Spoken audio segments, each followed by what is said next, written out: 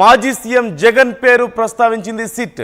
జగన్కు తెలిసే liquor scam జరిగిందంది SIT. నిందితులంతా కూడా జగన్కు పరిచయస్తులేనంటూ కామెంట్ చేసింది. కేసులో మరో 8 మందిని నిందితులుగా చేర్చింది సిట్. మనకు తెలిసిందే మిథున్ రెడ్డిని అదుపులోకి తీసుకుంది సిట్.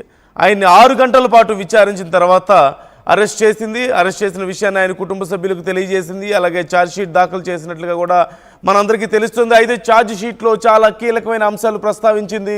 ముఖ్యంగా మాజీ సీఎం వైఎస్ జగన్ పేరును సిట్ ప్రస్తావించినట్లుగా తెలుస్తోంది. మరొక 8 మందిని కూడా నిందితులుగా చేర్చినట్లుగా తెలుస్తోంది.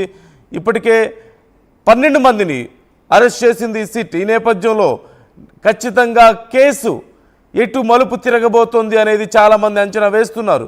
ముఖ్యంగా వైసీపీ అధిష్టానం వద్దకు ఈ కేసు వెళ్ళబోతోందా, వాళ్ళ పేర్లు కూడా త్వరలో పూర్తిగా బయటకు రాబోతున్నాయా అనేది చాలా పెద్ద ఎత్తున చర్చ నడుస్తుంది. పూర్తి సమాచారం మా ప్రతినిధి రాజేష్ అడిగి తెలుసుకుందాం. లైవ్లో సిద్ధంగా ఉన్నారు. రాజేష్, డీటెయిల్స్ ఎలా ఉన్నాయి? ఛార్జ్షీట్లో ఇంకా ఏం విషయాలు చెప్పినట్లుగా తెలుస్తుంది సిట్. అలాగే ఇప్పుడు మిథున్ రెడ్డి అరెస్ట్కి సంబంధించిన డీటెయిల్స్ ఏంటి?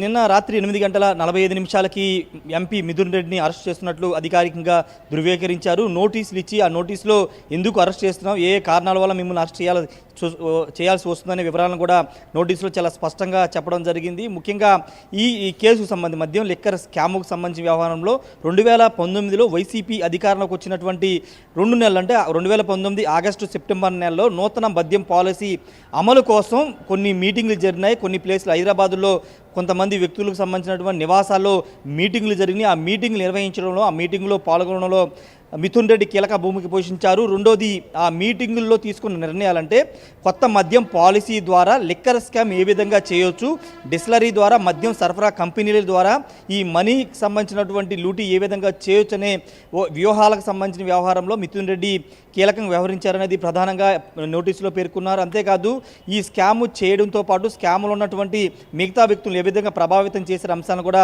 చాలా స్పష్టంగా మెన్షన్ చేశారు. ముఖ్యంగా ఈ కేసులో అంటే ఈ కేసులో మిథున్ రెడ్డి A4గా ఉన్నారు. A3గా ఉన్నటువంటి ఎక్సైజ్ శాఖ అధికారి సత్యప్రసాద్కి ఒక నాన్ ఐఏఎస్ పదవిని ఇప్పిస్తామని ఒక హామీ ఇచ్చి భరోసా కల్పించి ఆయన చేత కూడా ఈ స్కామ్లో భాగస్వామ్యాలు చేశారు. అప్పటి బెవరేజెస్ కార్పొరేషన్కి సంబంధించిన ఎండీగా ఉన్నటువంటి వాసుదేవరెడ్డి, ఆ బెవరేజ్ కార్పొరేషన్ ఉన్నటువంటి ఇతర అధికారులను కూడా ప్రభావితం చేశారు. ముడుపులు ఆశ చూపి వాళ్ళని కూడా మిథున్ రెడ్డి ప్రభావితం చేశారనేది నోటీసులో చాలా స్పష్టంగా పేర్కొనడం జరిగింది. అంతేకాదు ఈ స్కామ్కు సంబంధించిన వ్యవహారంలో మిథున్ రెడ్డి అంటే ఇప్పుడు వరకు అరెస్ట్ చేసినటువంటి 11 మంది, ఇప్పుడు మిథున్ రెడ్డితో కలిపి 12 మంది కాబట్టి ఇప్పుడు 11 మంది ద్వారా మనీ అంటే లిక్కర్ స్కామ్ ద్వారా రోజుకి 50 నుంచి 60 కోట్లు మళ్ళీ అనేది అక్రమ మార్గం వెళ్ళాయి అనేది ప్రధానంగా సిట్ కానీ సిఐడి కానీ నిర్ధారించింది. ఆ వెళ్ళిన డబ్బుని అల్టిమేట్గా మిథున్ రెడ్డి వద్దకే చేరింది. ఆ చేరిన డబ్బుని మళ్ళీ తిరిగి 2024 ఎన్నికల్లో ఒక పార్టీకి లబ్ధి చేకూర్చేలా మద్యం పంపిణీకి సంబంధించిన వ్యవహారంలో ఆ డబ్బును తిరిగి అభ్యర్థుల కోసం ఉపయోగించారనే అంశాన్ని కూడా సిట్టు తన నోటీసులో పేర్కొనడం జరిగింది. అంతేకాదు 305 అంటే ఈ కేసుకు సంబంధించి దాదాపు 4-5 నెలల నుంచి ఈ కేసు విచారణ కొనసాగుతున్న నేపథ్యంలో దాదాపు 305 పేజీలతో కూడినటువంటి ప్రిలిమినరీ ప్రాథమిక ఛార్జ్షీట్ను కూడా నిన్న ప్రవేశపెట్టడం జరిగింది. ఛార్జ్షీట్లో కూడా కొన్ని కీలక అంశాలు మెన్షన్ చేసింది. అదేంటంటే ఈ ఛార్జ్షీట్లో కొన్ని చోట్ల జగన్ మాజీ ముఖ్యమంత్రి జగన్ పేరును కూడా ప్రస్తావించారు. ఆయన కూడా దీంట్లో లబ్ధిదారుడే అనే ఉద్దేశం వచ్చే విధంగా ఈ జగన్ పేరును కూడా మెన్షన్ చేసినట్టు తెలుస్తుంది. తర్వాత అంటే ఇంకా రాబోయే రోజుల్లో ఇది ప్రిలిమినరీ ఛార్జ్షీటే కాబట్టి రాబోయే రోజుల్లో దానికి అనుబంధంగా ఇంకా ఛార్జ్షీట్లు దాఖలు చేస్తూ ఉంటారు.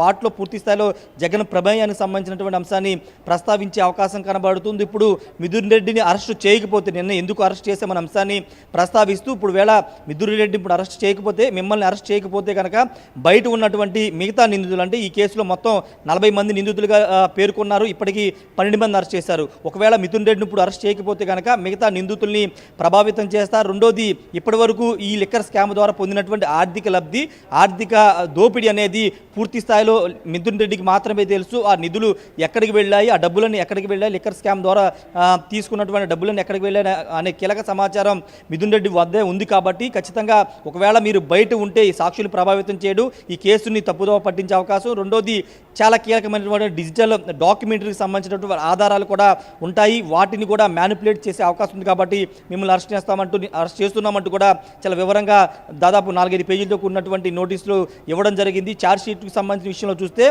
దాదాపు కొత్తగా 8 మంది నిందితులను చేర్చారు. ఆ నిందితులందరూ కూడా ప్రధానంగా రాజ్ కేసిరెడ్డి ఉన్నటువంటి రాజ్ కేసిరెడ్డికి సంబంధించినటువంటి అనుచరులుగా చెప్తూ ఉన్నారు. ఆయన కింద రాజ్ కేసిరెడ్డి కింద 8 మంది పనిచేశారు. ప్రస్తుతం వీళ్ళంతా కూడా విదేశాల్లో, దుబాయ్లో ఎక్కువ మంది ఉన్నారు, మిగతా వాళ్ళు వేరే దేశాల్లో ఉన్నట్టుగా సిట్ అధికారులు నిర్ధారించారు. వాళ్ళకు కూడా నోటీసులు కూడా ఇచ్చే అవకాశం కనబడుతుంది. విదేశాల్లో ఉన్నారు కాబట్టి లుకౌట్ నోటీసులు కూడా తీసుకుని అక్కడి నుంచి అరెస్ట్ చేసే అవకాశం కనబడుతుంది.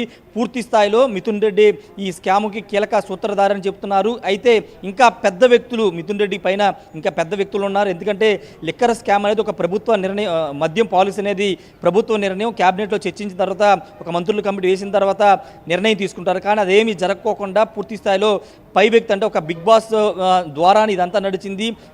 అమలుకు పూర్తి స్థాయిలో మిథున్ రెడ్డి కీలకంగా వ్యవహరించారనేది ప్రధానంగా సిట్ చేస్తున్నటువంటి అభియోగాలు, ఆరోపణలు. కాబట్టి ఆ కోణంలోనే అరెస్ట్ చేశామని చెప్తున్నారు. మరి కాసేపట్లోనే మిథున్ రెడ్డిని వైద్య పరీక్షల కోసం ప్రభుత్వ హాస్పిటల్కి తీసుకెళ్లి అనంతరం జడ్జి ముందు ప్రవేశపెట్టబోతున్నారు. దాదాపుగా రిమాండ్ విధించే అవకాశం ఎక్కువ శాతం కనబడుతుంది. ఎందుకంటే లిక్కర్ స్కామ్లో ఇప్పటి వరకు ఎవరికి కూడా బెయిల్ రాలేదు. అందరూ కూడా 11 మంది నిందితులంతా కూడా జైల్లో ఉన్నారు. కాబట్టి మిథున్ రెడ్డి కూడా దాదాపుగా రిమాండ్ విధించే అవకాశాలు ఎక్కువ కనబడుతున్నాయి. చూడాలి మరి ఫర్దర్గా ఇంకా రాబోయే రోజుల్లో జగన్ పేరుని ప్రస్తుతం ఛార్జ్షీట్లో ప్రిలిమినరీ ఛార్జ్షీట్లో మెన్షన్ చేశారు. కాబట్టి రాబోయే రోజుల్లో మిగతా ఛార్జ్షీట్ అనుబంధ ఛార్జ్షీట్లో కూడా జగన్ పేరు ప్రస్తావిస్తారా, ప్రస్తావిస్తే జగన్ పాత్ర ఏంటనే అంశాలను కూడా ప్రస్తావించే అవకాశం ఉంటుంది. కాబట్టి ఖచ్చితంగా రాబోయే 2 నెలల్లో కీలక పరిణామాలు ఆంధ్రప్రదేశ్ రాజకీయాల్లో చోటు చేసుకోబోతున్నాయి. ఇప్పుడు మిథున్ రెడ్డిని పూర్తి స్థాయిలో అరెస్ట్ చేసిన తర్వాత రిమాండ్ తీసుకుని కస్టోడియల్ విచారణ కూడా అవసరమని సిట్ అధికారులు భావిస్తున్నారు. అదే అంశాన్ని రేపు ఈరోజు కోర్టు కూడా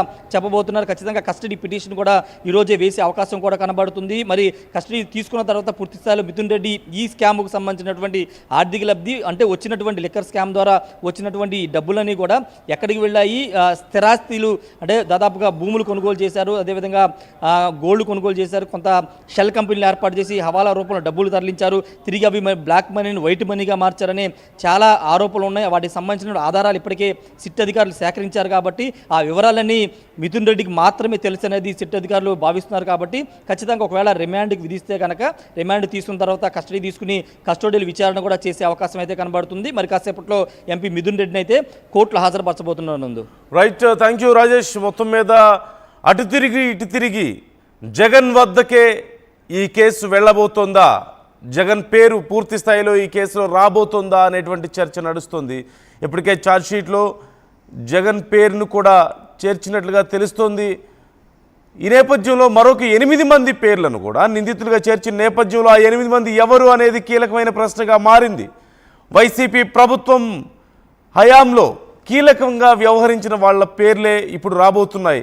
ఆ పార్టీకి చాలా బలమైన వాయిస్లుగా ఉన్న వాళ్ళ పేర్లు త్వరలో బయటికి రాబోతున్నాయంటూ చర్చ నడుస్తుంది.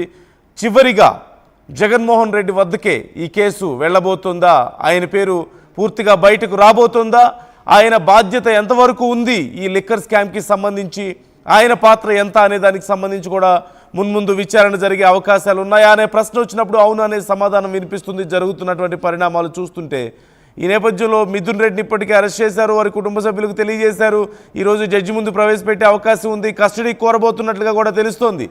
మరి మిథున్ రెడ్డి దగ్గర నుంచి ఎలాంటి సమాచారం రాబట్టుకోబోతున్నారు, మరొక 8 మంది ఎవరు, చివరి టార్గెట్ జగన్ కాబోతున్నారా? ఇవే ఇప్పుడు కీలక ప్రశ్నలు. మీరు కూడా మీ అభిప్రాయాలను తెలియజేయండి. అల్టిమేట్ టార్గెట్ ఈ కేసులో జగన్మోహన్ రెడ్డేనా? ఇదే కీలకమైన ప్రశ్న. మీరు మీ అభిప్రాయాన్ని కామెంట్ రూపంలో తెలియజేయండి.